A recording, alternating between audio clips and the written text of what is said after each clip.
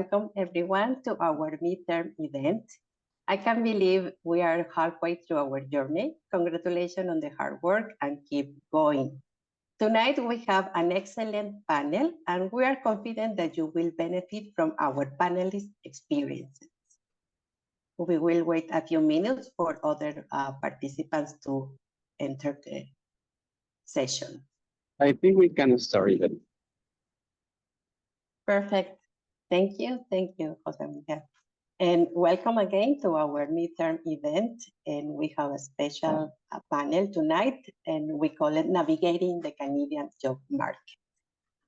Our panelists are Raquel Inza, Sandra Lopez, Angelica Telles, and Laura Sanchez as a moderator of the panel. As you know the rules, please unmute your microphone, and we will have the Q&A session. You can start writing down your questions on the chat. Being respectful with others in the chat and while speaking as well. So let's start talking about our panelists. Raquel Inza, maybe you have seen her in some Hispanotech events. Raquel is the CPO at Chart Technologies, brings 30 years of expertise in financial and operation transformation. With a global career spanning 20 countries, she excels in developing growth strategies, managing change, and ensuring financial accountability. Raquel has a proven track record in a streamlined financial system, integrating process and building finance function from the ground up. She holds an international MBA from IE and UCLA, as well as a master's degree in business administration. In addition to her corporate achievements, Raquel actively contributes and gives back to the community through her board role at Hispanotech. As a passionate mentor, Raquel has been an active volunteer since 2014, helping newcomers integrate into the Canadian job market. Having moved to Canada in 2013, Raquel understands the challenge of adapting to a new professional environment. Despite starting in more junior roles, her determination to succeed and support others has been a hallmark of her journey. Today, Raquel continues to guide professionals as they navigate their careers, making her an invaluable resource for this panel on navigating the Canadian job market. Thank you, Raquel. Sandra Lopez Zamora. Sandra is passionate about data science, supporting women in tech and newcomers in their transition to Canada. She was recently one of the 3 selected for the GRM rotation program, and her first rotation is in the Global Analytics Engineering team within Customer Insights Data and Analytics, CIDA. This team enables data consumption from international countries to Toronto teams, which is crucial for data-driven decisions. Within this rotation, she has been using her strong communication skills to build bridges between technical teams and business leaders, getting hands-on experience in Google Cloud Platform and improving my coaching and project management skills. Previous to this role, Sandra worked with retail models, analytics, and strategy in GRM, where she developed risk models for retail and small businesses. Prior to that, she was in model operations, supporting the implementation of risk models and developing tools to improve data quality and reliability. Sandra is a PhD from Western University Faculty of Engineering and receiving her master's and undergraduate degrees from Universidad Nacional de Colombia. Her research involves mathematical modeling, statistics, and computer programming in the oil and gas industry. Angelica Telles, Mexican with more than 20 years of living in Canada, Vancouver, and Toronto, certified coach by George Brown College, and diploma in business critical thinking from the University of Toronto. Passionate, innovative, and result-driven, super connector with over 10 years of significant accomplishment managing client relations, handling contract negotiation, and focusing on creating strategic alliances.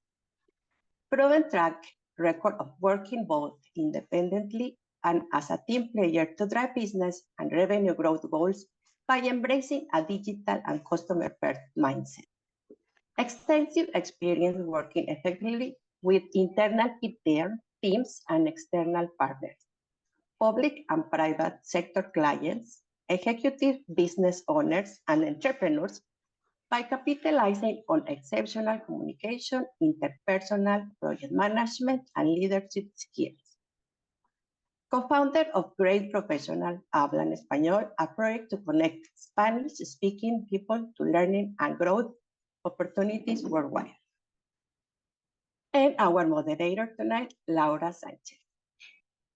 She's a journalist and marketing specialist with over 15 years of experience in communication, commercial marketing strategy, and business social responsibility.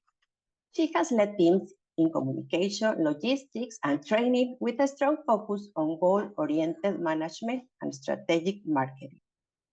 Her career reflects a strong commitment to community, notably through her contribution to L'Oréal's Women for a Better Future program, translating its message from local efforts to a global platform.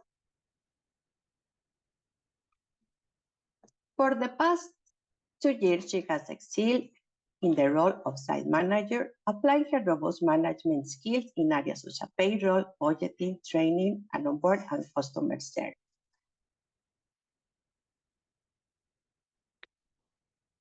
Her passion for leadership continues to fuel successful outcomes in all her professional endeavors. Let's welcome all our panelists. And Laura, you can take the floor and start moderating the panel. Thank you.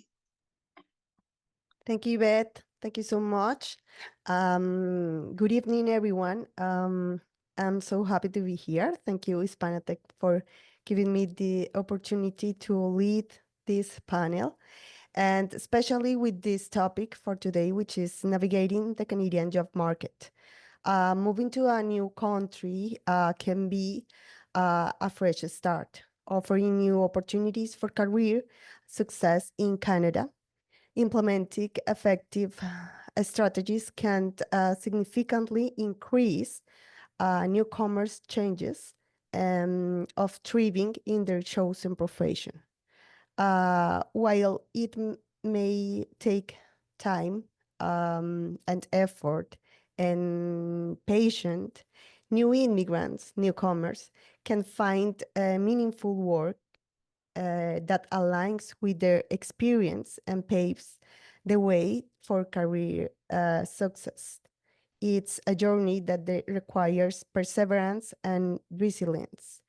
For this, it's necessary to start planning a career in a new society and understand that networking is the best way to find a job.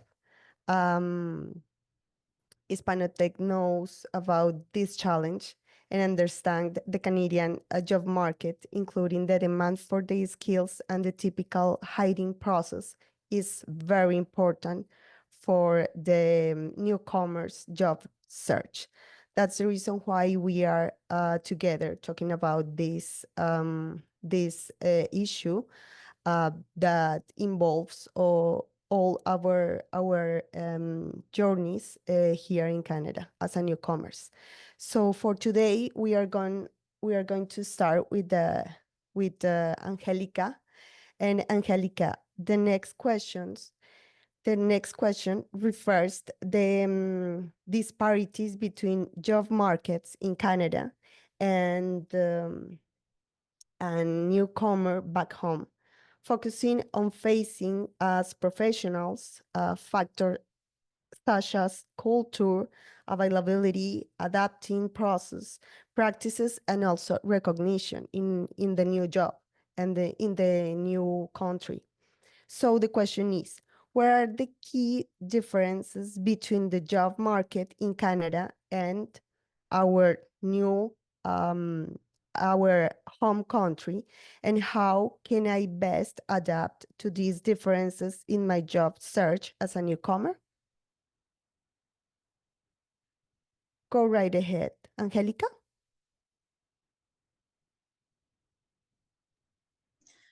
I was on mute. First of all, Laura, thank you so much, and Yvette for the introduction, and Hispanotech for inviting me to this forum. I really appreciate it. I really believe Hispanotech is making a huge difference in Toronto and the lives of us that immigrated to a new country.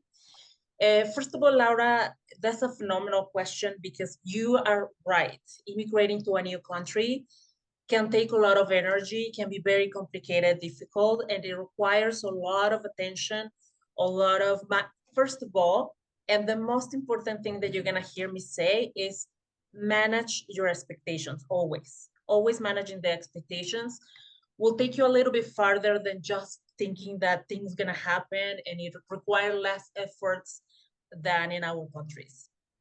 So I am actually originally from Mexico, and I have seen very, very many differences in the way that I find a job in Mexico that I find a job in Canada. And those differences vary from the market, from the labor laws. That's very important. Of course, we have very different laws in our countries. The other one is the cultural expectations, as you were mentioning, and the hiring processes. So that's very important to keep in mind when you're thinking about the differences in the job market. As well, you have to be very mindful in any country. I think in Mexico or in any country in Canada, you must align your job to the search of the industries that you're actually thinking of looking, right? The differences in the industry strengths in Mexico is very different than the strengths in Canada. So that's something to focus on. Canada focuses a lot on technology, healthcare, energy. So really thinking of that's very critical. So applying for a job in Canada, for example, they tend to use a lot of platforms. They are very platform and technology oriented, meaning you have to use the platforms such as LinkedIn, you use the website to find jobs. The hiring managers, they focuses a lot on the resume. They focus a lot in the cover letter. They focus a lot in volunteering and social engagement, in the cultural market differences. So those are the things that Canada really is strong on. For Mexico, what I can say it's different is that we tend to have a lot of personal relationships versus professional relationships. So relationships in Mexico are very critically strong. In Mexico, there is a stronger that I have remember seeing in Canada on the resume. So in Mexico, there is a lot of focus on the paper. And again, the casual relationships that you can find in Canada versus in Mexico versus in Canada. Another difference that I notice is that in Canada, you are focusing a lot on the work-life balance. We all have seen that most of the time, indeed, is preferable that you have potentially a hobby, that you have something alive to bolt yourself in outside of work. That's very critical difference in Canada versus at least in Mexico. The other one that is very strongly focused, it has a lot of focus on the teamwork and collaboration. Canada focuses a lot on the fit that you have in the culture of the company, on the culture of the team. So that's very critical. Canada focuses a lot on strong communication. They prefer an open and guided and formal communication. They focus in Canada, I notice a lot of a strong and efficient time management. So again, work-life balance tends to be strong. Therefore, the time management is as well. And the language. Although we speak potentially different languages, they tend to focus in the way that we can communicate in the language. And the difference that I see in Mexico is that in Mexico tends to be a lot of, I don't know, in the different countries, I know we have people from Colombia and other countries, Mexico tends to focus a lot on hierarchical differences, on the structure of the hierarchy, versus Canada might be a lot of flatter. We focus in, as I mentioned, in the team collaborations versus the hierarchical. In Mexico, at least, to be a lot of focus as well on the authority of the leader. and work-life balance might not be as stronger as Canadians tend to be. Again, there's strong focus there. What I would say when you're applying in Canada, there's a few things to consider when you're doing that. One is focus on the job boards, focus on technology, as I mentioned.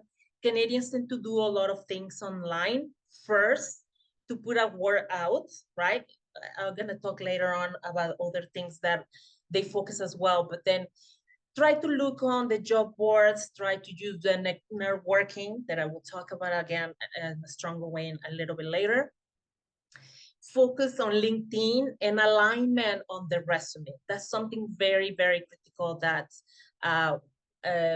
I tend to say on the difference that we find in Mexico than in Canada. Other things that as well you focus about and is critical in the Canadian in the Canadian market is that most of the jobs are filled through referrals or networking connections, right? So there is a lot of connect with one person, talk about it with the other person. So therefore, Canadians value a lot the relationships. And as I was mentioning the difference between Mexico and Canada, the Canadians focus a lot and they find a strong value, of course, in the personal relationship, but they tend to be a lot of relationships, the professional relationships. Be punctual. That's one thing that in our countries is different. We tend to say maybe when it's time or take the time to do things. Canadians very highly value punctuality and professionalism. So when I think about applying for a job in Canada, I would say develop a strong social media. That's something that I'm gonna be talking about as well. And you're gonna hear me being a big advocate of is the social media. Build a strong presence. I would say attend job fairs. That's something that the Canadians tend to do, open a lot of fairs to actually post things that potentially they don't post online. So attend job fairs. As well, what I love about the Canadian market is that they build and they have a lot of industry conferences. So if you have a conference, an industry in particular in mind, I would say attend to those things. That's different than in our countries. They tend to be more dispersed than in Canada, tend to be more focused. And develop your brand. Honestly, I think what is different in Mexico that I see that is in Canada, we tend to see a lot online. And though, therefore, I say focus on building your brand and a professional reputation. That's very critical for the markets. And so one thing that I will say as a final comments for a difference, kind of like just putting in a few lines everything that I said, I'll say if you try to find a job in Canada that you will find difference in your country, is tailor your resume, leverage your network, research the industry needs, what is happening in the country, what is happening in the city where you're at, improve your language skills, never too late to continue reading, continue finding courses, keep educating yourself, critical, understand your cultural differences in the work market. For that, I will say do coffee meetings and things like that. And the other one that I continue saying is a stronger point for when we find the difference between our countries in Canada is always try to manage your expectations, keep opening, keep resilient. Thank you, Angelica. Your input obviously has been incredible, helpful for all of us, especially because of the last point, personal brand. I think is a big challenge for all of us, and that is, I think, is connected with the next question. Thank you, Angelica. This is for Sandra. When moving to a new country, it's important to balance your high expectations, as Angelica talked about, with the reality of the job market. So the question is, how can I communicate my international experience and skills effectively to potential Canadian employers to demonstrate their value in a new context. Their value, the skills, our skills value for the Canadian employers. So Sandra, it's all yours. Thank you very much, Laura, for the question. And thank you very much, Hispanotech, for the invitation today. It's great to have the opportunity to meet the other panelists and everybody that is in the mentorship program this evening. I really value this Hispanotech mentorship program. I think that you all will get a great value of this. So keep working hard on that. And going back to your questions, I would like to build into those differences that Angelica was mentioning to us. And something that is very important for us is to identify what are the transferable skills that we have from our home country and how we can communicate this in the Canadian context. So how we communicate it will be that difference that Angelica was mentioning before. So I would like to mention 3 things that you can do. The first one is storytelling. So first think on examples from your previous experiences back home or even here, and how can you tell them in a compelling way? So for example, just think about that time that you struggle doing something, or that you make a mistake at work, or that you go into that new job that you didn't know anything about at the beginning. So think about those kind of examples from your previous experiences and talk not only about the struggle or the difficult part, but also how or what did you do to succeed, to be successful and finally get the outcome that you were looking for. This is something that we use when answering behavioral-based interview questions, and you will see that a lot when interviewing. There are some frameworks that you can kind of grab here, and one of them that is very known is called the STAR method. So the STAR method will be thinking of those examples and phrasing them as a situation, a task, an action as a result, and a result. You know, like the acronyms here are very famous, so a STAR method will be of great use in this kind of questions. The second one is be brief. So we know that in Spanish, we tend to fill up things with too much details, too many words. Even one of our paragraphs is like 4 paragraphs in English. So we need to make sure that we condense the information. So 1 or 2 paragraphs with a clear objective of what we want to communicate will stick better in the other people's mind. Always have clear what you want to communicate and start with that information. Maybe start with the conclusion rather than with the details. And then the third one will be to give context to the person that you are talking to. So for example, if I'm originally from Colombia, so if you work in Ecopetrol in Colombia, maybe people here doesn't know what Ecopetrol is.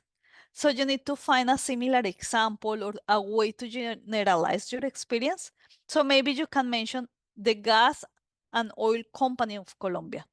Or maybe you back home you were trying to do something like what I was doing in my previous role here, which is predicting the morosidad of the customer. So make sure that you are translating those words right, because they are not always literally. So in this case, morosidad will be delinquency.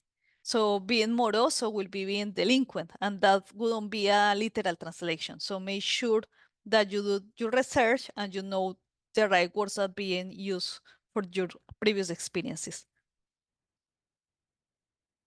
And in that point, I think it's the same, Sandra, I don't know, but especially with the roles. For example, it's different in our country, being a director, that being a manager, respect what the same role in Canada. I have realized is very different. Even a coordinator is different than in Colombia, for example. Even between, for example, I work for Scotiabank, even between banks, the levels are different. So what a senior manager is in Scotiabank will be different than a senior manager in TD. So we need to do our research and understand very well the companies that we want to apply to. You're right. Exactly. Okay, thank you for your advice, Sandra. And now the next question is for you, Raquel. Today there is countless information on channels, influencers, websites. Basically, which types do I have to follow ups if the information is true or not? So can you share some common mistake that candidates make during the job application and interview process that can be easily avoided? Raquel, please proceed with your response. Thank you, Laura, and thank you, everybody, for inviting me to participate. I want to share a little bit about me. I just wanted to say that 10 years ago, I got my first job in Canada, and it took me 10 months to do everything that we're talking about and understand what are the things that I was doing wrong at that time. So I'm going to talk and give you some examples or ideas from my own experience, but also I'm going to share with you what I believe there are mistakes when I am interviewing for candidates or I'm helping other newcomers or people to get into the job market, and what are the common mistakes that we're doing. First of all, I also appreciate Angelica and Sandra with your explanations, because you have covered most of what I wanted to share. So we're going to be a little bit repetitive, but I'm gonna just pinpoint 5-6 mistakes. Number one that we already talked and Angelica mentioned is, do not send a generic resume. Sometimes when we are looking for a job and we're desperate, I did this. I was hours and hours on the computer. And as Angelica said, in Canada, they use a lot of technology or platforms to apply for jobs. I will have one standard resume and I start applying. That doesn't work here. I believe, and from my experience in 4 different companies, Canadian companies are very conservative. They want to find the right person for the right job and with the same industry experience or similar job background. This, if we look at the job description, at the posting, and we understand this, and we adapt the resume to what the recruiter or the hiring manager or the company needs, it makes a huge difference. Especially after learning from Carlos last week how AI is now a tool that is used very widely on recruiters. They can filter 20 resumes right away with using AI. And if we don't fit the resume to the expectation of the role, the company, the industry, that's a mistake. So don't waste your time just sending resumes. It doesn't work. And it's frustrating because we wait for responses that never come. Also, we talk about the storytelling. This is true, but it's also not only in the resume. When you are in the interview, do not repeat the tasks that you've been doing in other jobs in a generic way. Because when a recruiter or a hiring manager gives you the chance to be there in front of them, they already assume that you know how to do the job. They have already read your experience. They search your LinkedIn and your background. And if it comes from a referral, they even ask about you to other person.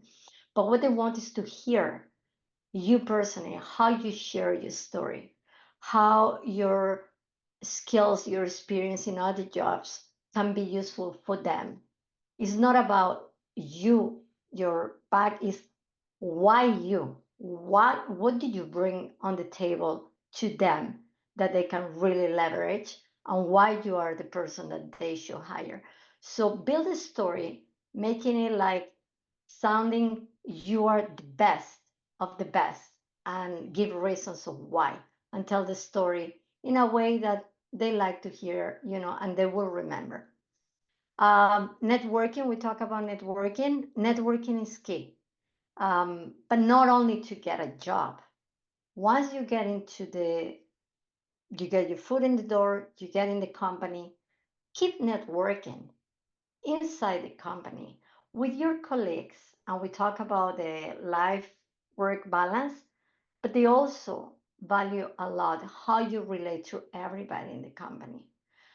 Try, if you go to the cafeteria, try to network, say hello to your colleagues, get to know people from different departments. And what I keep saying, and this worked for me, I started for a job on a job position that I was overqualified, but I had to start with something and leverage from there. What it worked for me is that internal networking, and whenever somebody needed help, whenever somebody had questions, whenever somebody was with a deadline, I will raise my hand and volunteer and always be available to help with whatever was needed within my scope, my knowledge, my background. But that made a difference because people really appreciate that. Like you, as Angelica mentioned, they are very focused on team collaboration. They're very focused on culture, and they're very focused on the fit. So keep doing your networking inside and outside. If you still haven't got a job, networking with industry events, with Hispanotech events, you never know who you're gonna meet when. And not only always, there are a lot of tricks and some guides about how to do networking. Some people is introvert and they don't know how to start a conversation. Some people are extrovert like me, and I start talking to whoever. There are a few tips that I learned in few of the mentoring programs that I went. But what I was trying to say is always try to see if you can help as well. Don't only come to a networking session or something or a program thinking, what can I get from here? Also go with the opportunity of what can I do from others? If I can connect, if I can make few connections, or with whoever I talk, try to understand what is their interest and come with an idea for them. That also works, and it pays back. And in general, one of the mistakes that I see as a recruiter when I'm interviewing people for jobs is that sometimes they don't come prepared to the interview. Sometimes we send so many resumes that when a company calls, you don't even remember what is the company. You don't even ever remember when did you send the resume. So sometimes keep track. When did you apply to which company? If you get an opportunity to have an interview, even if it's a phone call or a video interview, most of the interviews start now with video interviews, be very prepared and know what is the company about. What are you, again, why are you the best candidate? And come also prepared with questions, but not generic questions. Do your homework and understand why the company needs to hire a person with your background, and ask questions that are very specific to their needs and how can you contribute to that role or to solve their needs. That's very, very important. I have to say that once I set up an interview with somebody who I thought it was a good fit for the task, like she knew how to do the job. And when we started the interview, she thought that the company was an IT company doing computer service outsourced, and it had nothing to do with our company. So I think the interview lasted 5 minutes. I appreciate it for her interest, but she had obviously no research anything about the company, what we were doing. So that showed the lack of of either interest or attention to detail. And lastly, follow up. Whether it's number one, if you're networking, follow up with nice to meet you. Follow up with if you have an interview. Follow up with a recruiter that has spent time or has reached out to you to say, you know what, maybe not for this one, but if you come across something else, and stay in touch, right? You never know. There are sometimes that you're not a good fit for one job, but if you do a good interview, you might be referred to somebody else. And that has happened even through this mentoring program, that somebody gets a job, then they get another offer, but they're referred to somebody else, even in the group. So those are some of the mistakes that we all talk, and I think it should be the focus, like target your resume, follow up, and do networking and prepare your interview very well. Thank you, Raquel. I'm so excited because of your response, especially because of the last point, because it's real when you talk about the networking. You have to keep doing inside the company, because you use the networking not only for get a job, but also for your development career. It's my situation, for example, when I start in the company as supervisor, and then I have the possibility to show all my previous experience with the reports that nobody do as a supervisor, and then they realize that I can have a profile as a manager. So it's very important to maintain that very good relations with different levels inside the company. But okay, thank you so much, Raquel. So the next question is for you, Sandra. So now we have ChatGPT, Google DeepMind, Gemini, Tesla Autopilot, Azure by Microsoft, plus AI, I'm sorry, LinkedIn Talent Insights, Hire Easy, Seek Out, a lot of tools. So the question is, adopting AI tools has defined before and after in our lives and changes the world in different aspects, including the accelerated adoption of different technologies. So what is your point of view regarding the AI tools around HR? So first, I would like to connect a little bit with what Raquel was mentioning. AI tools, we can use them for a lot of things, but AI tools won't do networking for us. So AI tools are not able to connect with people, to collaborate with people, to be that nice person that we want to talk to.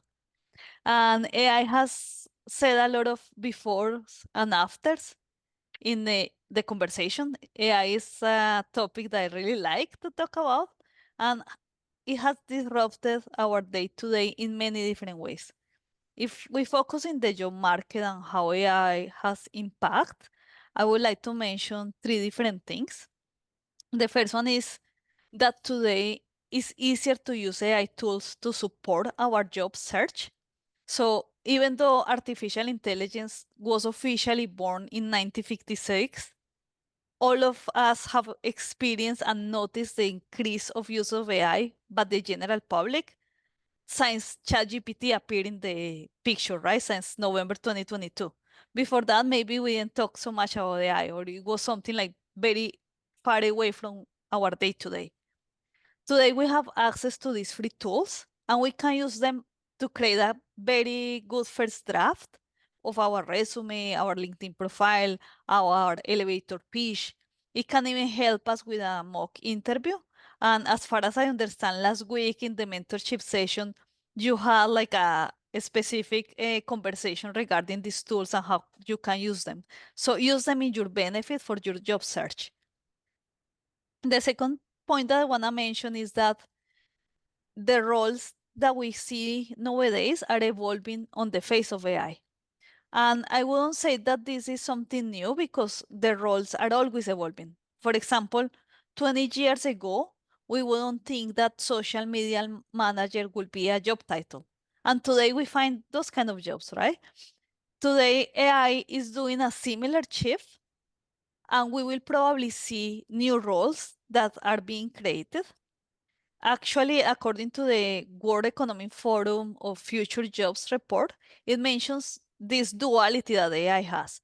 So on the one side, it says that by 2025, 85 million jobs might be displaced by automation. But on the other hand, it is expected that 97 million new roles are projected to emerge. And in my case, I'm a positive thinker here. Our roles, I think they will keep evolving. And the secret is that we need to evolve too. I am one that thinks that you will not be replaced by AI, like your job won't be replaced by AI, but you will be replaced by somebody that is using AI. So it is very important for us to keep the skills up to date and to understand what impact AI might be doing in our industry. And then the third thing that I want to mention in this topic is that there are concerns related to responsible AI that have increased. So this topic has more relevance as the technology and AI advance, especially because artificial intelligence is already impacting our lives. They use AI for screening the resumes. They use AI even in some video screenings. And on the other side, in our day-to-day, we get targeted advertising of our emails, our phones. There are actually examples of how AI can have a negative impact on minorities, and that's something that we need to have in mind.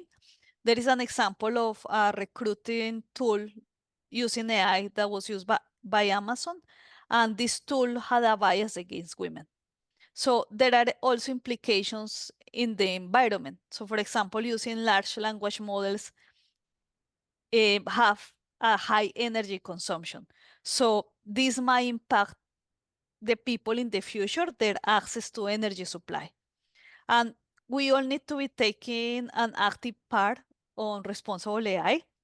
We need to be asking ourselves, we need to be asking, how much energy will it cost for me to ask this to ChatGPT instead of just looking in Google, simple Google search, right? Or for example, if we are already working, do I really know the marital status of somebody, some user for this marketing campaign that I'm using? So either if you are in the recruiter side or in the job seeker side, we need to be aware of these implications that AI have, and we need to be responsible in our use of them. Thank you so much, Sandra, for your advices. And then the next question is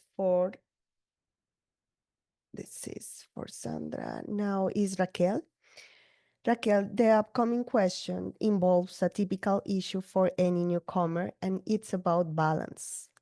Balance between being overqualified or underqualified. So as newcomers, we can find ourselves in a situation where we can be overqualified due to an expensive international education and experience from our original country or any other country.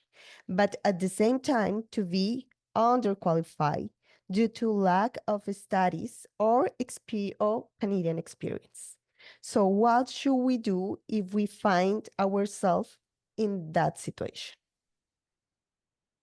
I smile because this is my situation 10 years ago, and I'm going to share my storytelling. First of all, I don't know the background of the audience and what are the reasons for you to come to Canada. We all have a story behind. We all have our own, reason why we decide to leave our country and come here. So in my case, I was overqualified, but I also did not have the qualifications for my same job role or title before. If I go back in time, what I will say, if I wasn't so stubborn to wanted to get on the same level, I wouldn't have wasted many months of my job search. Sometimes, and this is my personal experience, it doesn't apply to everybody, but sometimes considering a transitional role, it pays off if you then follow up with your networking and your leveraging your transferable skills. And I'm gonna give examples. Because I still believe that the Canadian market is very conservative and they want to find the right person for the right role and right experience, you might have done things in the past in your experience that maybe was not the last role or title, but it might be the perfect need for a company at that time, right? In my case, years before, I was implementing ERP in different countries. And also being part of a public trade company, I had to implement SOX controls in 2 different countries. When I came here, I didn't focus on that at the beginning. But my first job, why I was chosen is because they needed those skills for their specific moment or transition of the company. So I was too focused on the job title or role instead of looking at my skills. I had to leverage that when I was reading the job postings. I was too focused on the title. That was one thing that it could be, it could help with that thinking when we are overqualified. At the end of the day, I really enjoyed doing that role, so it didn't matter. The second was to, as I mentioned, willing to learn. I was part of another mentoring program, was the TRIAC, and my mentor at that time was telling me, I was rejected many times because I didn't have the Canadian CPA, and my mentor kept telling me that the accreditation, knowing how to do is more important. But at the same time, he gave me a very good recommendation is do short courses, learn, read. You don't even need to get a certification. Just read and make sure you understand. In my case was Canadian taxes. So before going to my first interview, I make sure that I understood the Canadian taxes and what was the difference with any other thing, or what was the particular. So when I was in the interview, I could answer any question, or when they asked me, what do you know about taxes? I explain, at the end of the day, taxes are the same everywhere. So it's just a different name of the tax. That was one. So you can do that with a lot of going back to what have you done before or not and prepare. And yeah, that would be my thing. Like, look at your skills that you have done, consider a transitional role, and once you then apply the things that we have discussed here, your progression can be much faster. I remember one course or one conference that Hispanotech organized 10 years ago. That was what called my attention and why I started to volunteer, was a LinkedIn presentation. One of the managers in LinkedIn came and he said, what is very curious about Canadian market is nobody looks at your resume when the last job is not in Canada. But once you put one job in Canada, whether it's 3 months, 6 months, or you have that Canadian role, then everything else starts counting. So do your best to try your foot on the door, no matter whether it's an intermediate or a transitional role, because after that, everything else finally will count. Amazing. Thank you so much, Raquel. So after this question, the next question is for Angelica, but it's a friendly reminder for our audience. We are going to have the possibility to ask some questions in the chat. So if you have any question, you can text, and our speakers our panelists, they are going to answer in the second section of this panel. So Angelica, it's often said that networking referrals is more effective than simply applying for jobs. As Raquel said, as Sandra and you said before. Is this a myth or is a fact? Since this can become a great challenge for a newcomer without a professional networking in Canada, what recommendation can you offer to newcomers? Yes.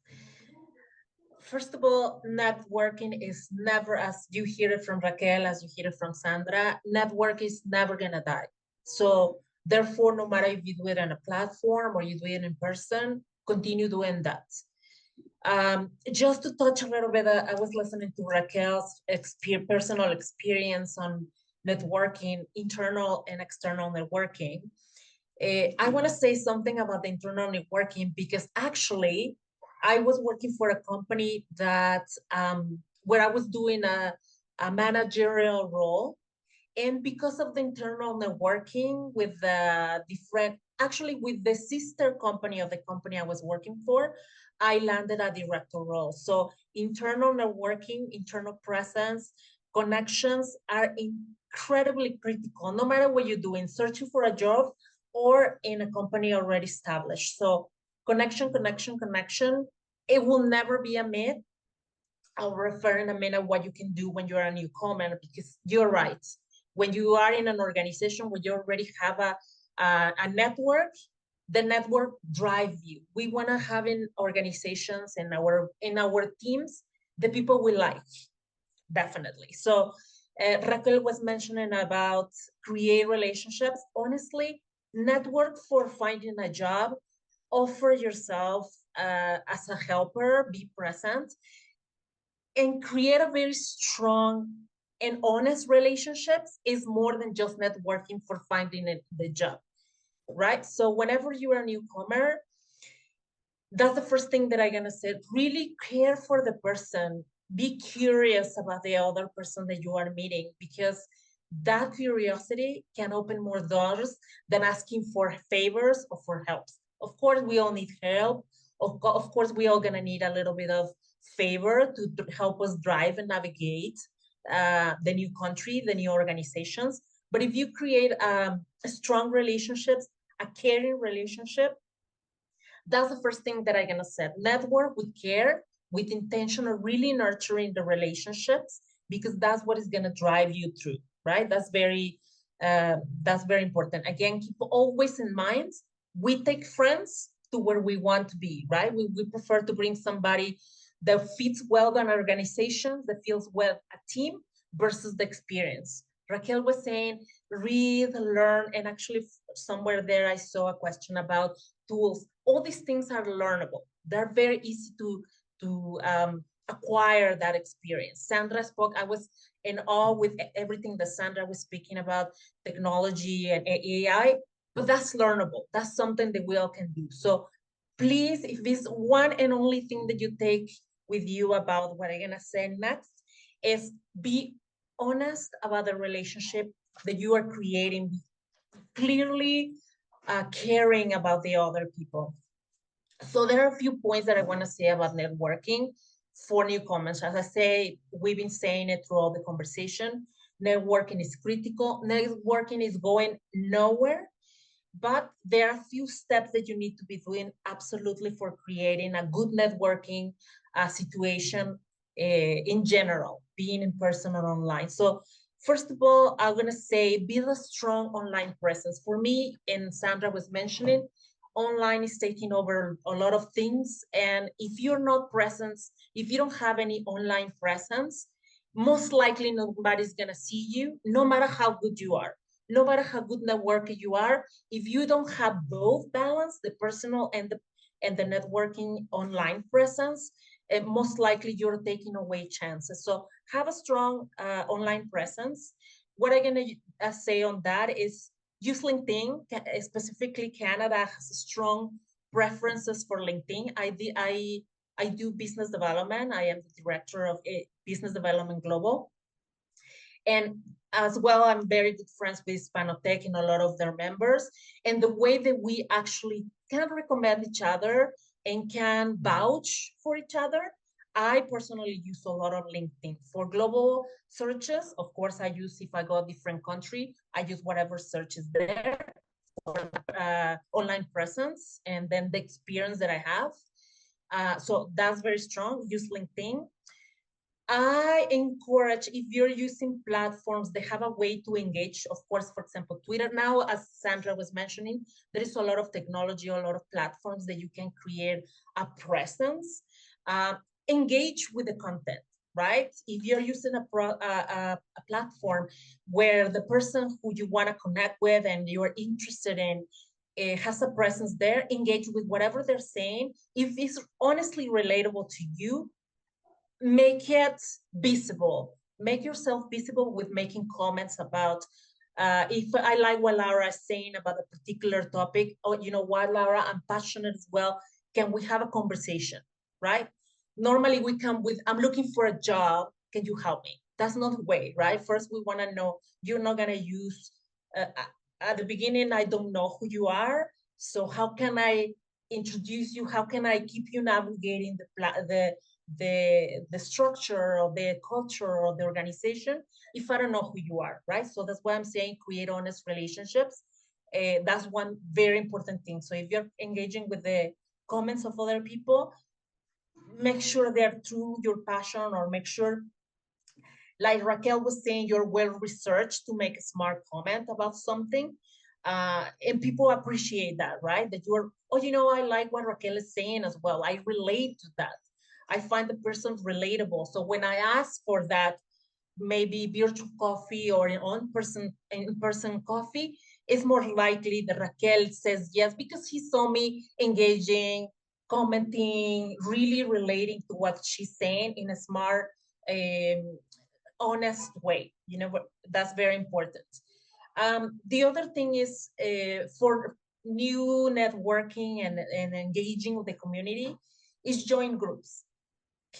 Just one example, Hispanotech, that I've been friends with for 10 years. It's a phenomenal group. It has mentorship programs. It has a lot of people that actually, of course, a lot of us are looking for a job, but a lot of us has already been in the country and engaged in the community for a long time. So take advantage of that. LinkedIn specifics, I was talking about LinkedIn and platforms, social media platforms, whatever you find your industry or your person that you're specifically trying to engage with is navigating, try to align to that. The other thing that you can do about networking, let's say you're new, where you're lucky to have Hispanotech, but sometimes our mentors, I know Hispanotech has a phenomenal mentorship program. Sometimes our mentors are busy with their lives, are busy with their work. Let's be proactive. I say, when you're trying to network, you're a newcomer, looking for a job, or even just networking. Even if you have a job, try to network. I have a very good friend of mine. She works for Scotiabank. And one thing that she's always doing is networking. So I find that many times when I find I'm networking in different places, I find her name comes up.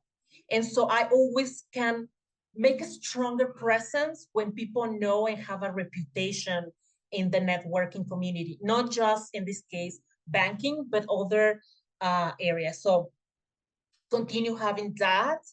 If you're new again, use meetups. There are other platforms that will allow you to do the new thing in a more proactive way. Don't lean on somebody navigating you into an organization. That's very critical. If you want support and help yourself. That's one thing that I will say.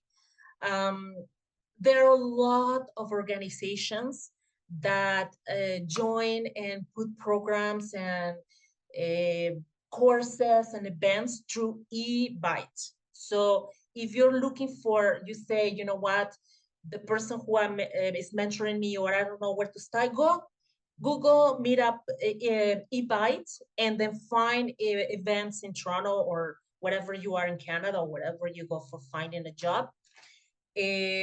they do a lot of industry conferences. Join a lot of conferences. There are some human resources conference too that you can actually join.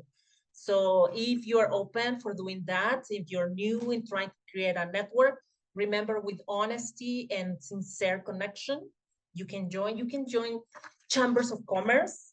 That's another thing that can allow you to find a way to connecting with people. Leverage the community. Not only Raquel was saying, other networkings, other communities of organizations, as I was mentioned with my friend. She doesn't always network with banking. She networks with technology, with immigration, and so that's a person that is always gonna bring you when you have a true connection and a true just a sincere connection. Another thing that I will strongly say that Raquel mentioned as well, it is be proactive with the follow-ups. No matter if it was an informational coffee, if it was a casual coffee, if it was a formal interview, follow up. Follow up with a thank you for the time. Would you be open to staying connected with me and continue our relationship, always with honesty? Follow up with that. Initiate those conversations of the thank you, and never let the conversation with, in the moment, thank you, goodbye, and goodbye.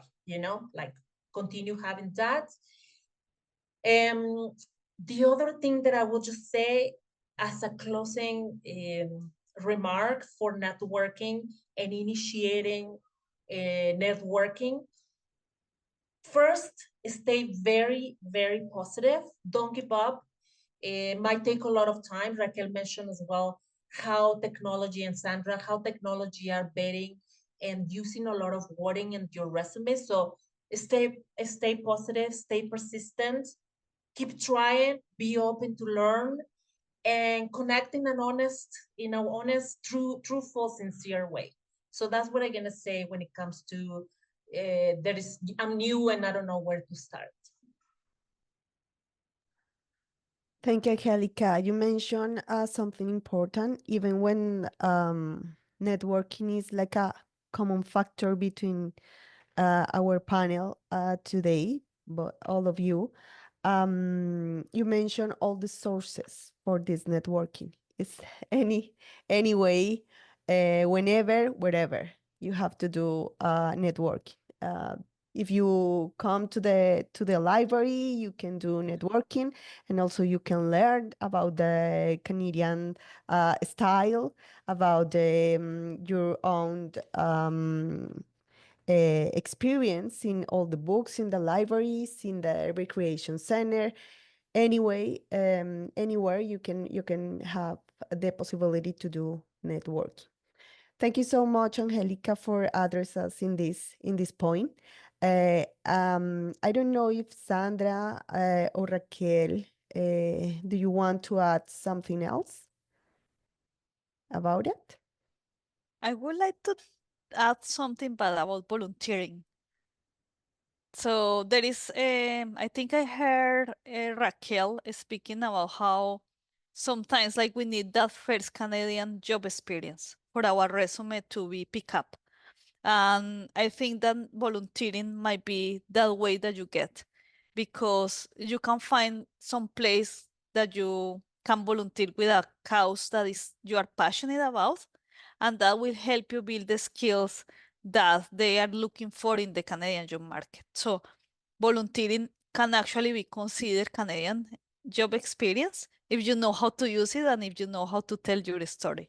So consider volunteering for the cause that you believe in, and use it for networking, use it for your resume, for showing how you can use all what you know in a new country. And I would like to add something to that, Sandra. Absolutely, 100% volunteering can count. If you can also have the backup and the referral of whoever is your team at the volunteering organization. some people volunteer but don't really volunteer, and then use that volunteer to put it in the resume. But when you go through interviews or referrals, that doesn't count. So the volunteering is a way for us to understand, to make connections, and to understand a lot of the Canadian market environment practices, and to have, to have an experience. Volunteering can be in companies as well, not only non-for-profit. And but that volunteering has to be taken serious. That's what I would say.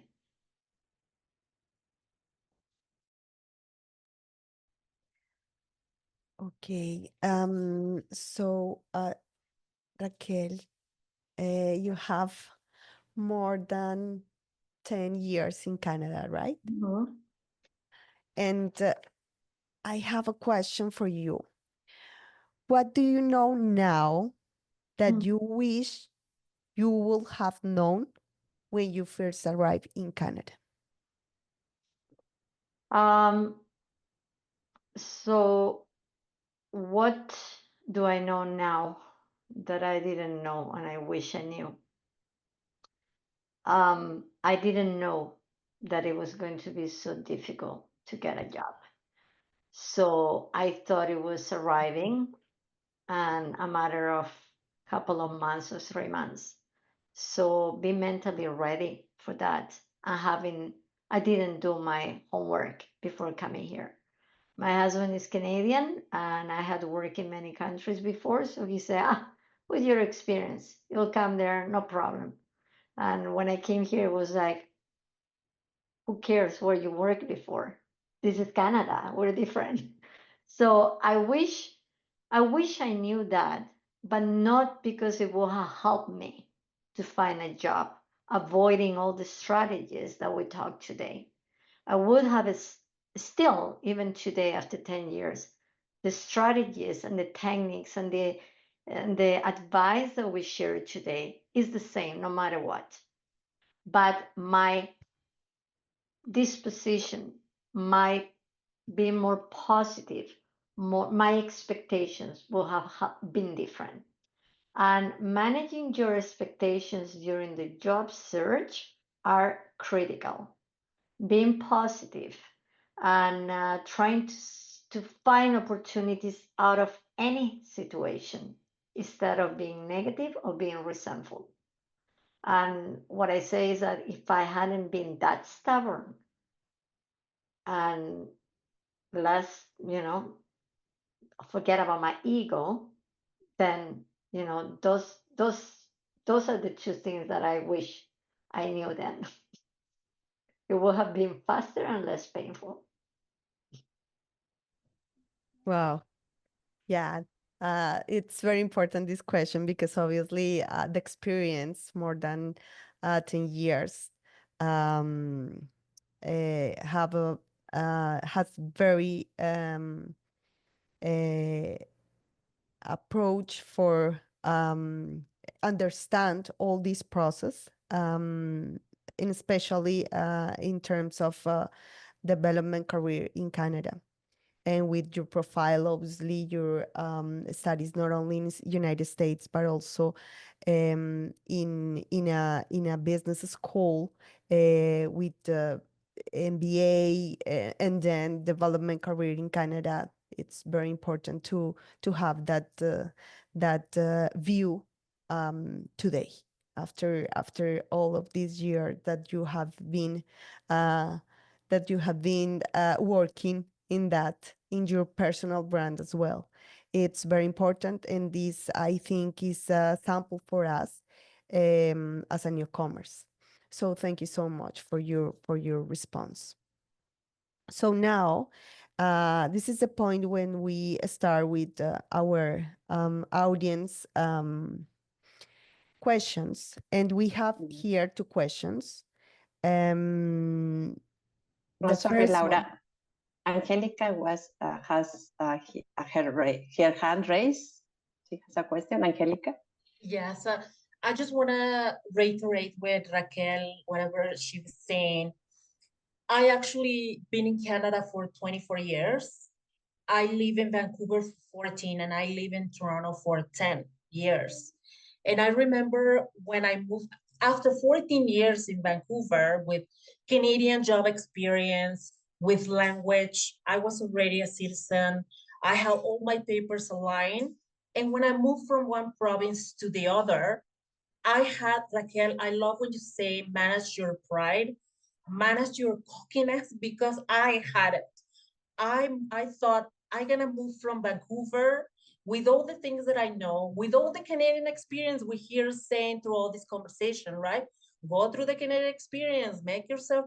And when I moved to Toronto, I was like, I went on my bum, literally, because one of the things that I'm gonna say to everybody, again, take, if nothing else, take care of your mental health, okay? Take care of your emotional state.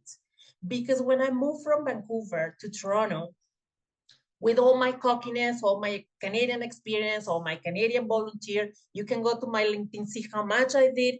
When I moved to a different city and talk about cultural, business etiquette, wherever you go, and therefore the critical point to having those coffee meetings, creating a strong, sincere relationships, because when you move to one place to another, rather you have the experience or not, the first thing that you're gonna take and only thing you're gonna take with you is yourself. So create a strong circle of support around you when you're looking for a job, because that's the thing that is gonna sustain you. The only thing that is gonna help you when you are in those no's, in those, it seems like I sent my resume, all those 1,500 or 10 resumes into the black hole is gonna be your emotional state. So I appreciate Raquel's comment because of that. Always keep a track of yourself. Be first, be mindful, be present, be proactive, but truly create a system that will support you to this search, because all these things you can say you have in place. Raquel said, I came from years of experience, from the language I already have polished, but guess what? You come to a new place where there is no support system. So create a support system that will allow you move easily. Forget about the network, forget about the professional. It will hold you personally. It will hold you mentally and emotionally stable. Great experience. Thank you so much, Angelica. Now we come back for the questions from the audience.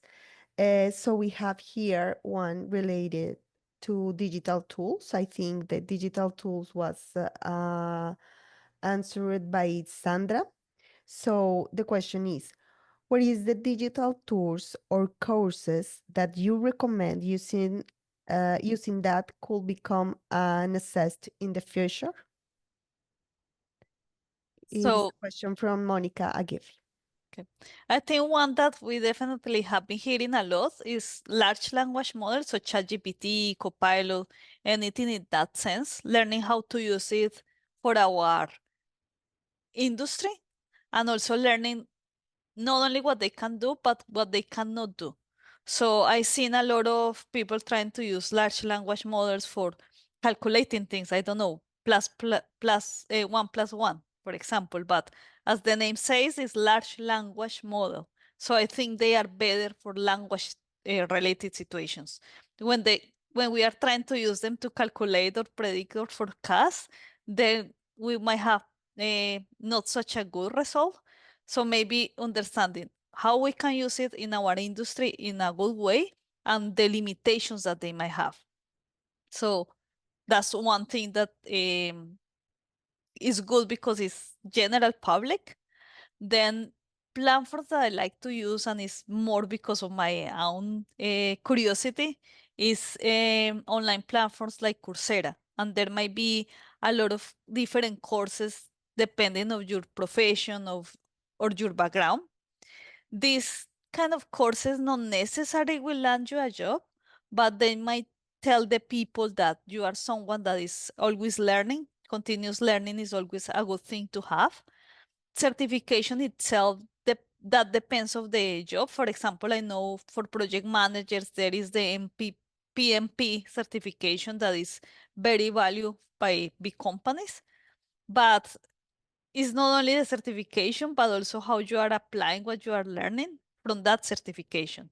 And sometimes when people come to us, for example, in my area, which is the data science, instead of a certification, we would rather see a project, or it might be like a passion project, something that you did in your free time, something that showcase what you like.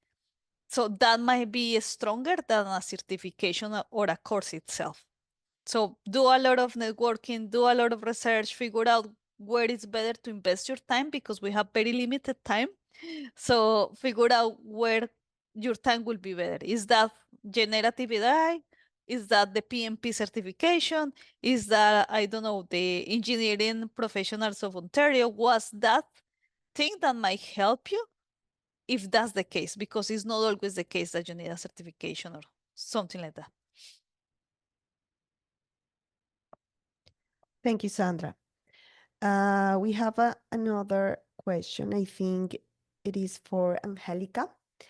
If I have experience in hospitality and tourism in operational levels, and I want to transition to a administration role, what kind of courses can I take? Yes. The first thing that I'm going to say is do not dispose your current experience. Always try to find transferable skills that apply. You remember organization, control, communication are skills that you already possess. So whenever you want to transit from one industry to another, never leave behind your old skills. Always bring them with you. When you are looking, for example, for a job or things like that, normally people tend to, as I said, we find platforms, tend to list the skills that they're looking for. So trying to find a way to transfer all your skills that you have and bring them with you. Whatever else you really see a whole, right? Try to find what you have in common with what your experience has been, everything that you know, and transfer it, and you find the whole. Then you're gonna say, okay, maybe, as Sandra was saying, maybe I need a course on technology and on artificial intelligence. Or as Raquel mentioned earlier, I was looking for something that have numerical. There you go, I'm gonna go specific. The time I'm gonna invest it on accounting, Canadian accounting, potentially, if there is something as such. So what I'm gonna say is always bring first, try to kind of like match what you're looking for, because you are at the end of the day building a resume or building a presence that will match what you're looking for, right? So never, ever, ever dispose your past experience, because potentially that's what organizations are looking for.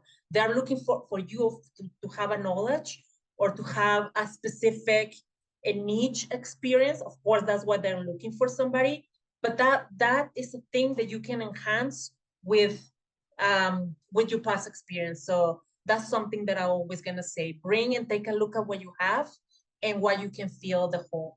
And just to that, I'm gonna share an example that I did a very strong success case on mentoring with Hispanotech. Many years ago, when I was at the beginning of my engagement with Hispanotech, that has been close to 10 years now, I was mentoring a lady that her experience was in archaeology, and she moved to Toronto trying to look for a different job, actually an administrative job that it could help her. Archaeology in Toronto and the experience and what the market was needing wasn't matching.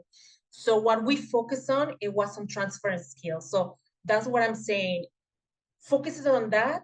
And at the end of the day, this lady find a job in IBM in a very, very strong position for all the experience that they have. So that's what I'm saying. Bring your experience always with you and transfer the skills.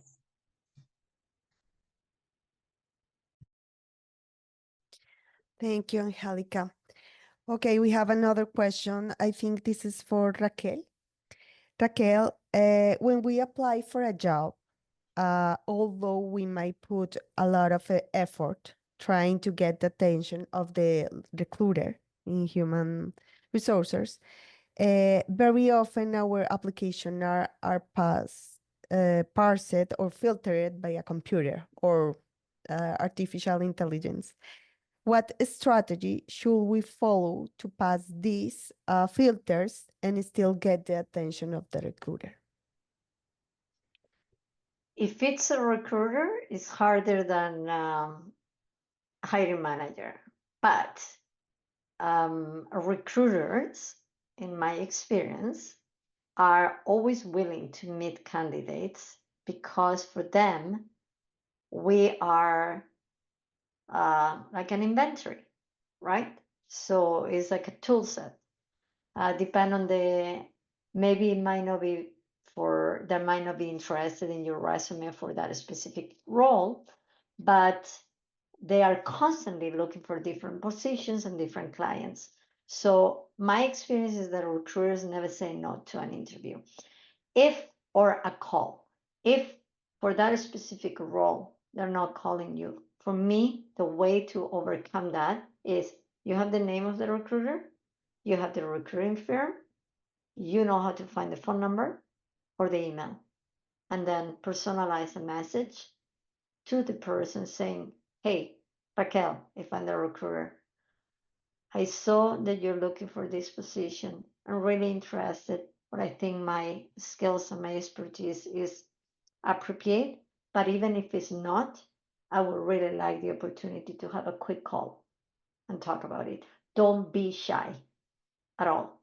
One of the tips that I learned through my Access Employment Bridge program was to send short LinkedIn messages to connect with people that were relevant to or could help me.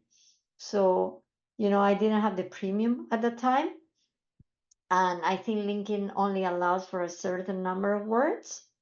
So I did tailor a very simple message that I will send an message to either a recruiter or a person who was, if I was thinking to mining sector because they needed Spanish speaking people.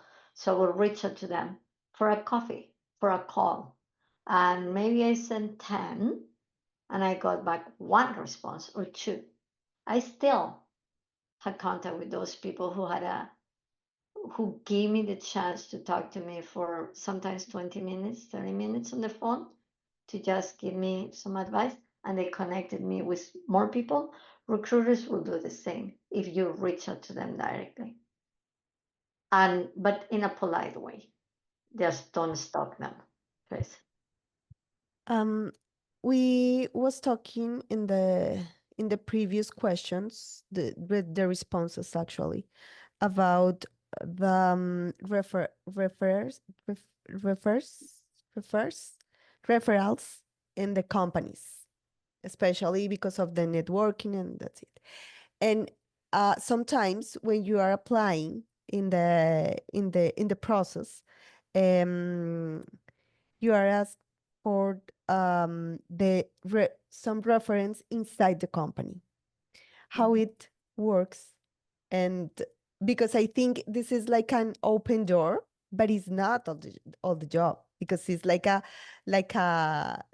possibility to have an interview, or I don't know how is the process, and then what happened, or what is the recommendations for this process when you start a process as a referral.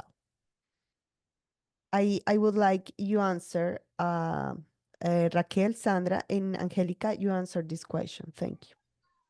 Can you repeat? Is this refer for a job within the same company or a different company?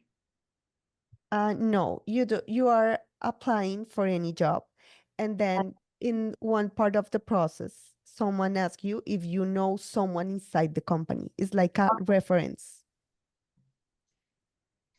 And then how it works, that reference. I mean, that means that the person that refers to me, it's I don't know, it's open a door for have a more confidence for an interview, or how it works. In my case, I worked for 5 years in an engineering firm, and we were constantly in need of hiring more people because of the growth and expansion. If there was a candidate that came through a referral of any of our employees, in our case, we will always interview, because it was a referral, somebody who already knew the company, knew the job, knew the culture.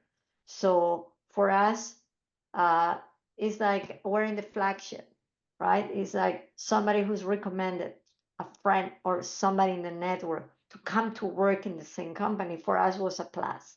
And having it will work, I will understand this, I will see it as there is already a filter.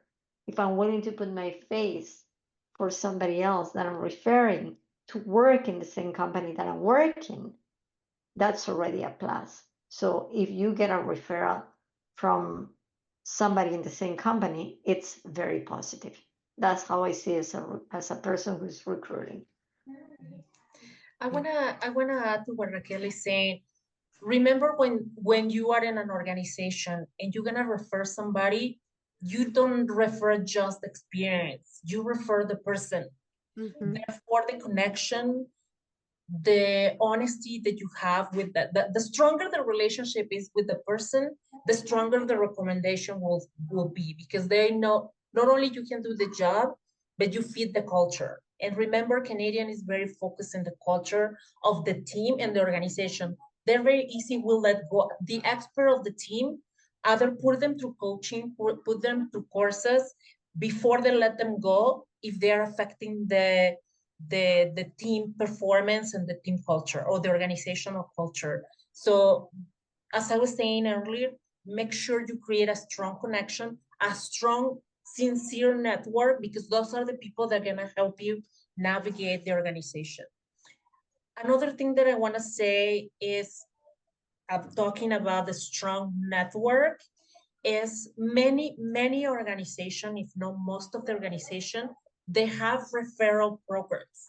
And what a referral program is when the company says, a team, we all employees, are gonna give you 1,500, whatever the amount is, if we have a successful candidate recommended by you that stays for 3 months.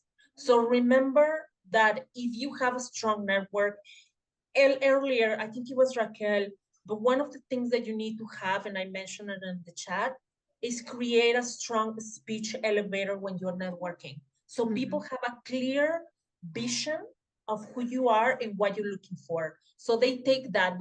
Of course, they take the nice presence, they take the sincerity of your connection, but as well, they're gonna take, oh, I remember Angelica told me that she's a networker, that she loves connecting people with people. So immediately I'm gonna go to Angelica when I have somebody that can help navigate a system. Or you know what, I remember Sandra talk about technology. Let me connect you with Sandra so you can talk about tools. So your elevator speech, your clarity of what you're looking for, and just always the strong, sincere connection. Thank you, Angelica. Sandra, how it Yes, works? I would like to mention a common mistake that people does when asking for referrals, and that happens to me a lot, is people that I don't even know and reach out through LinkedIn like, hey, would you give me a referral for this position that I just saw at the bank, right, at Scotiabank? So in my case, personally, I never refer anybody that I haven't even talked to.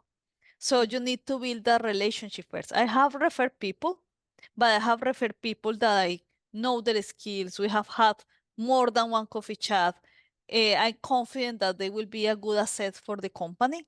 So I feel confident of referring these people. That's one side. There is people that knows how to do a very good reach out to other people. So I have a few people that reach out to me in the right way. That means not being the solid purpose of reaching out to me a referral. And then when the time comes, because I already know them, I know their skills, we have talked for a while, all of the sudden a job appears that fits their experience, then we are able to refer that person to the hiring manager.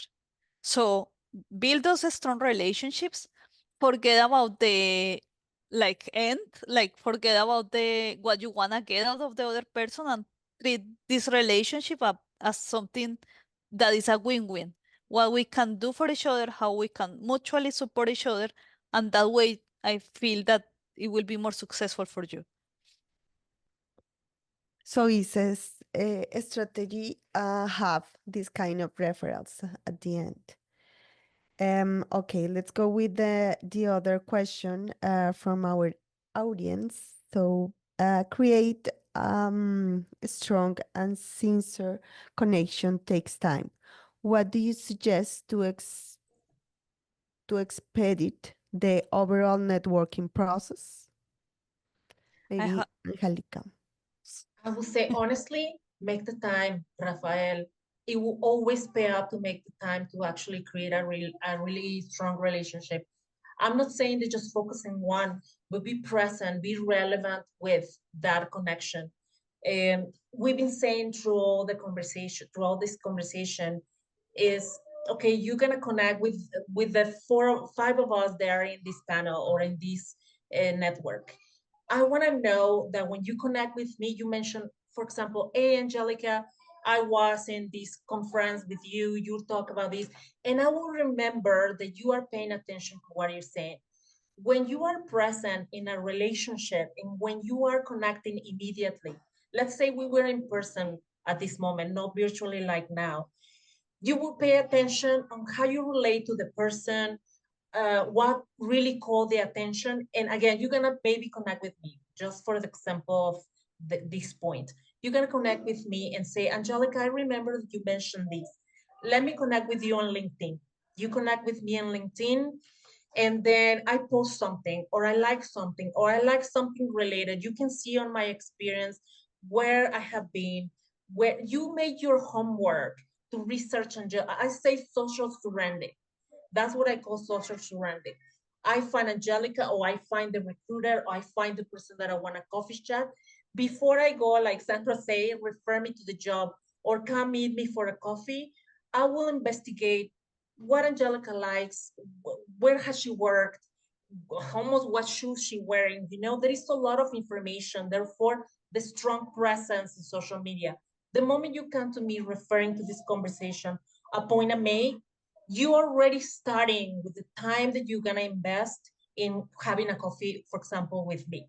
So you're gonna be finding a job. If what we're talking about is finding a job or finding the next role, it takes time. It takes that relationship. It takes that investigation. It takes that caring. Just a quick example that Sandra was saying. Do you really believe that Sandra recommended that person that came out of nowhere and maybe just one like to one thing to a strong position, knowing that her reputation is on the line? No, right? But if Sandra would have seen this person and saying, hey, look at this, look at that, even if we are relating online, it's easier that you build. So when you're finding a job, it takes time. It is a job. It's your job to find the time to really create at least a strong presence for Angelica to say, oh, Rafael, I saw you. And yes, why not? Let me give you a time. We're all busy, right? We busy, the new pandemic, like we're all busy all the time. But at least I'm gonna take the time to get out offline and really connect with you and remember your name and remember your question. You know what I mean? So if anything else, honestly make the time to create a relationship, a true honest relationship. I have a counterintuitive advice here. I think that what really will expedite the ability of you to create strong relationships is forget that you are looking for a job. Focus in the relationship, focus on what you can learn from the other person, focus on how you can even support this person, right? Focus in that, forget completely that you are looking for a job, because that way the other person will feel you more transparent, more authentic. If you are just connecting with people because you need a job, they will feel that, and that won't help.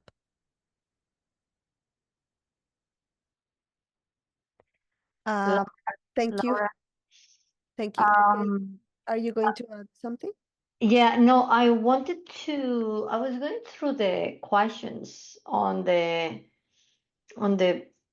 message from the participant, and there was one question of somebody that I would like to address. The interruption for 12 years? Yes. Okay, perfect. Were you going to ask that one? Yeah.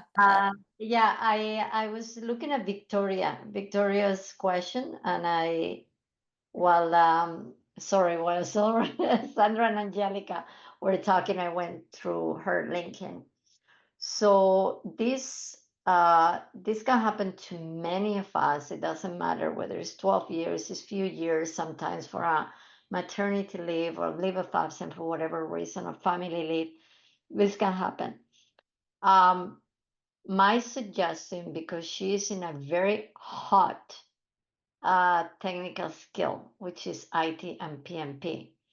There are two things that I would suggest to Victoria. Number one, in 12 years, the market and the software and the programs or needs on the companies are very, very different. So despite you have kept your accreditation, one of the barriers that you will have is that you haven't had the experience in the last 12 years of managing those new tools, right?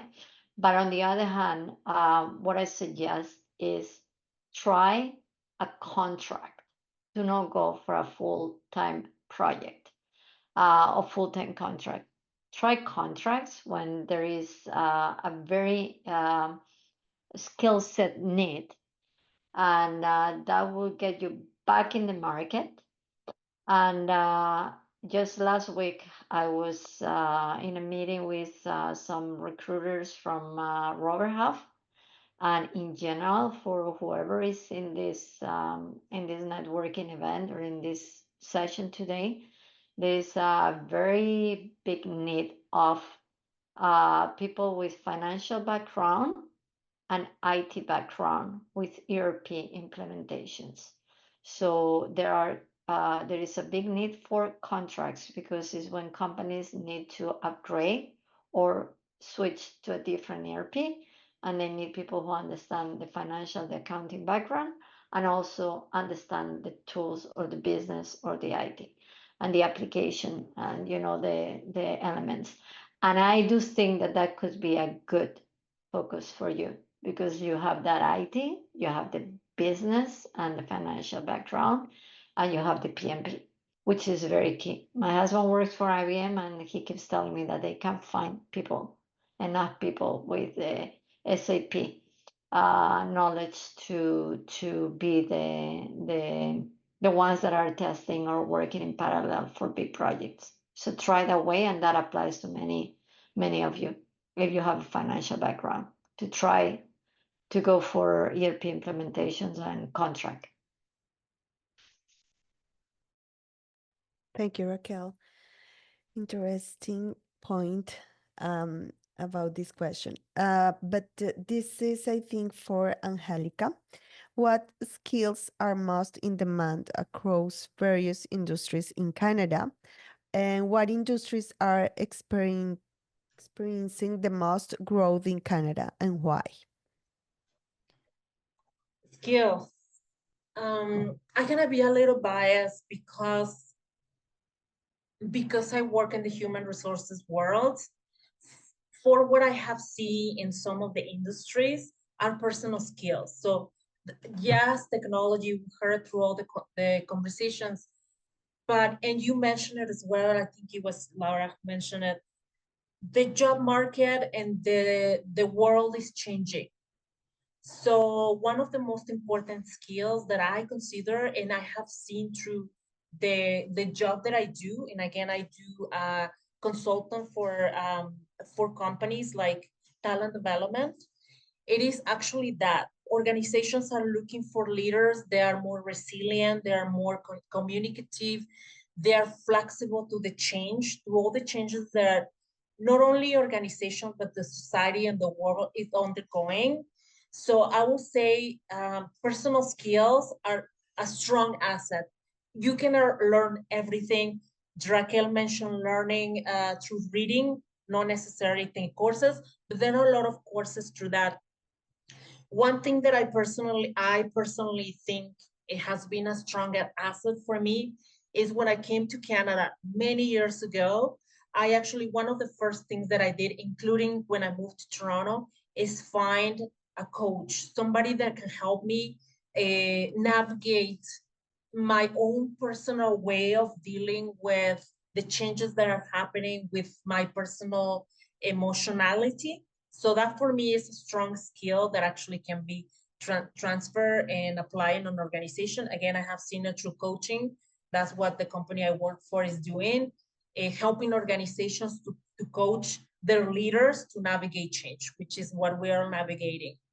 That was the part for the skills. And there was a second part to that, Laura. Can you repeat the second part of the question, please?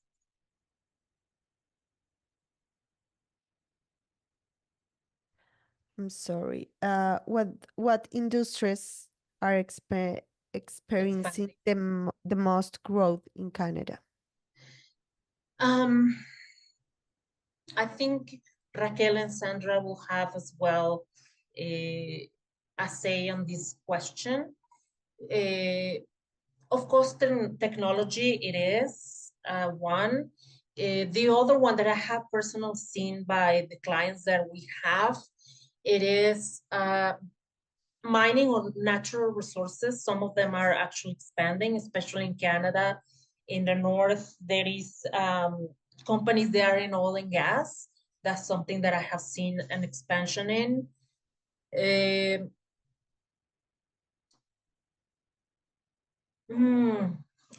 Honestly, I have seen a lot of companies mostly restructuring to acquisitions, and that has been in the oil and gas industry. So that's something. The other industry that I have seen that is acquiring and restructuring is pharmaceutical and media, like marketing and platform based type of organizations. I don't know if Sandra and Raquel have experienced something different. Maybe that information it's provided by the government all the time with the migration process and the news all the time. I have here all these industries, but okay, we have another one, but I'm not sure if it was answered by Sandra. I'm not sure. I have been in Canada for almost 6 months and I have been able to get interviews. However, I have not been able to pass the second round of interview process, which tells me that maybe I'm doing something wrong in the interviews. What would be your advice for me, since when I get the rejection email, they don't say the reason? Have you asked an opportunity, a very candid opportunity to understand what was the things that you can improve or the reasons? Do not expect for the feedback if you don't ask, because Canadians are very polite. So they will never give you any feedback unless you ask for it. And even if you ask for it, unfortunately, because of the Canadian culture and liabilities, a lot of companies don't even want to give any feedback. And nowadays, there are also companies that have internal policy of do not give referrals. So what I would do is try to ask for the feedback. If you don't get it, practice your interview skills with your mentor, with friends, with colleagues, because sometimes repeating the questions or listening to yourself, it makes you realize how you are vocalizing sometimes, and even not in interviews, even during the professional life, some people have issues putting together the story, right, or delivering the message. And this is more a communication skill. If you think it's your communication skills, there are many tools to help you. I believe we have the role play tool, right? That it could be very helpful for practicing interviews. And I think that's a tool that is in Hispanotech, and I believe it's available. But practice and get feedbacks from friends, colleagues, and try to do it, even with your mentor. I do recommend. I wrote in a document all my questions, all my answers, and for about 15 years, whenever I have to go through another process, I will go back, revisit, and practice my answers. But the key thing also is to be natural. Even if it's a video interview, do not read anything. Be natural. Don't try to memorize. Just be natural. That's my recommendation. Thank you, Raquel. We have another question for all of you regarding your experience in different industries. So what are the advantage and disadvantage within different type of sectors? Talking about private, non-profit, provincial, and federal. Thank you. Starting with you, Angelica. Thank you. Sorry, Laura, would you mind repeating the question, please? What are the advantages and disadvantages within different type of sectors? For example, private, non-profit, provincial, and federal. Yeah. The advantages is you can apply if you want to, right? This is a very interesting question because I wouldn't say advantage or disadvantage. It depends what you're looking for, right? If you're looking to go in a private sector, you look for the capabilities, you look for that network. If you try to go federal government, some of those positions tend to be filled internally, or it's more difficult to penetrate those type of job markets. Therefore, I don't know what be an advantage of an advantage. Maybe that wouldn't be what I would say. It depends what kind of sector you want to enter. Always think to adapt yourself, reading and inform yourself about what it takes to penetrate in each one of those markets. That's what I will think on answering on that case. Thank you, Angelica. Raquel, go ahead. I don't know. I would say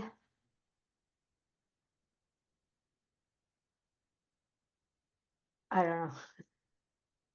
Especially because sometimes it's known that, for example, in the federal or provincial, you can find better benefits, for example, than the private.